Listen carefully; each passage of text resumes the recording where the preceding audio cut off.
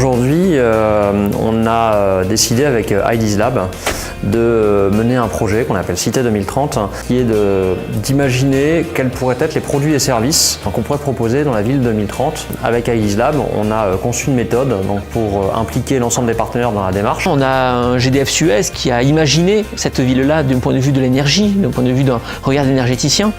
Puis quand c'est confronté à d'autres, comme une école de management par exemple, comme un constructeur, comme un conseil général, du coup on a une richesse dans l'approche. Donc ça c'est une phase de discussion. Vont venir se générer des concepts, de nouveaux concepts de produits ou de services, qui vont donner une coloration à la ville.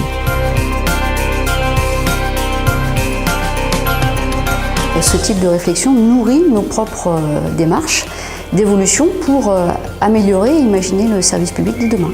Les idées se confrontent, on arrive à un phénomène type entonnoir où on mélange tout et on arrive à sortir des pépites.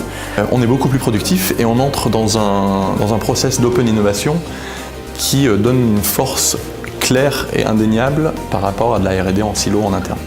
Concrétiser un objet commun sur lequel on arrive à tous avoir des mots, des langages et des objets qu'on va pouvoir, avec lesquels on va pouvoir faire réagir nos propres entreprises.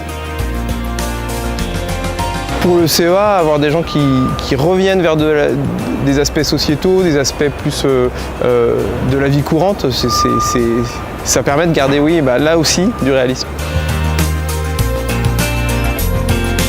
Ensuite, un deuxième temps qui fait appel à des cabinets de design, un scénariste, un illustrateur, pour transformer toute la matière qu'on a produite dans la première étape en une matière très concrète, donc sous forme de livret, sous forme de film, pour qu'on soit vraiment dans quelque chose d'appréhendable par tout le monde sur les scénarios et produits qu'on aura envisagés sur la ville en 2030.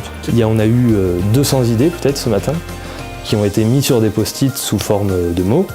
Maintenant, il va falloir les digérer et arriver à les retranscrire sous forme de processus, de produits, de services et d'espace.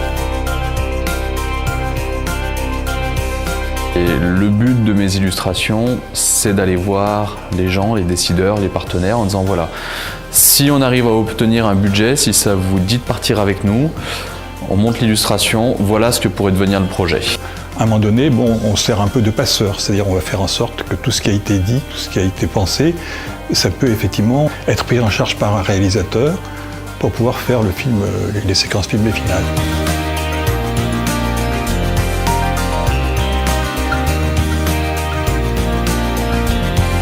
On est capable d'apporter un regard croisé à plusieurs. Dans toutes nos sessions, on a quand même des gens de la construction, de l'automobile, des télécoms médias, on a des gens qui viennent de la recherche technologique, des sciences humaines et sociales, et donc c'est ce croisement de profils qui nous permet de nous projeter sur ces villes-là, après de pouvoir explorer, et puis ce qu'on espère très vite, c'est de pouvoir expérimenter.